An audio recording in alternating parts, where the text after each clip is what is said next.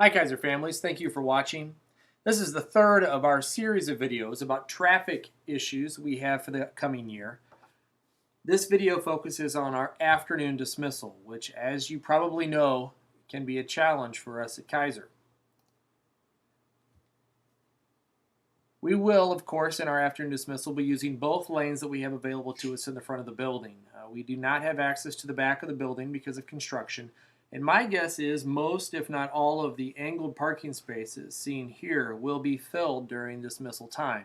That means that we will have lots of traffic hitting at roughly the same amount of time and trying to filter through these two lanes, and as we pick up our students and keep things moving through both in our traffic lane and on Geyer Road.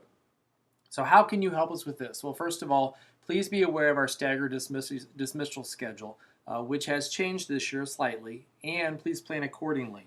You can see here by our grade levels that each grade level will be dismissed through a different door and at different times, and we will have bells for those. This is slightly different than we've had last year, roughly the same idea though. The key piece to this is making sure that you know when your child's going to be dismissed and actually your last child's going to be dismissed. If you have a child who won't be dismissed until 3:36, for example, it does you no good and really does no one any good for you to arrive so early that you end up parking in the front of our traffic lane. What that basically would mean is you're waiting for your child to be dismissed and find his or her way to your car, and while no one can keep moving through the traffic lane. We'd like for our families who are being dismissed early to be in the front to you, and you can get out and make room for additional cars. Also, we need you to please, as we do in the morning, please make sure that you're pulling forward as far as you can. If your child's getting dismissed from exit A, we still need you to pull forward if at all possible, and we will do our best to make sure that the child gets to you, and we'll talk more about that in a second. And finally, never, ever, ever leave your vehicle unattended or without a driver in the traffic lanes. We can really get bogged down fast if things are ready to move, but there's someone blocking traffic and there's no one there in the car to pull forward. This will be even more the case this year than last year. Last year, we had enough space that we could sometimes pull around and send vehicles around the car that had been abandoned. We will not have that space to do it this year, so we will really get stuck if we have unattended vehicles. Please don't do it. This one might seem funny, but if you have a young child, anything you can do to help him or her learn how to buckle himself is a big deal. We can have a smooth traffic day that gets bogged down quickly if a parent has to get out of the driver's seat and go to the back seat, sometimes even around to the other side of the back seat to buckle a child in, particularly into a car seat. So please do your best to get your child to practice that so he or she can do it on his own when possible. Safety is very important, so we never want you leaving the parking lot without your child buckled, but if he or she can do that, it really helps us all.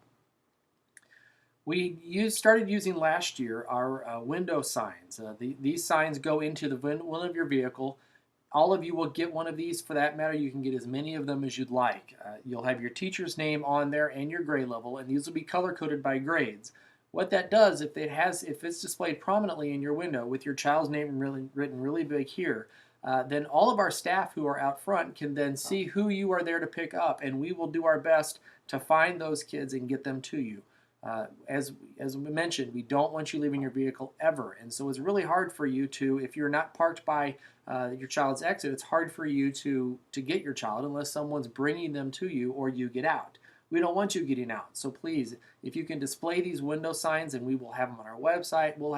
If you need one or 10, we'll get them for you because that's very important for these to be displayed. And then this is very, very big. If anyone else may be picking up your child at any time, please make sure they know and understand our procedures. Probably 9 out of 10 times a vehicle is left unattended in our drive-through lane. It is a very well-meaning grandparent who doesn't want their grandchild to not be picked up. And so they are there, and then they get out of their car to go find their grandchild at the door, and that really can mess all of us up. Please make sure grandparents, aunts and uncles, brothers, sisters, babysitters, everybody knows the routine, and for that matter, make sure that they have these window signs. That's very important, and it can help us all. We really appreciate that one.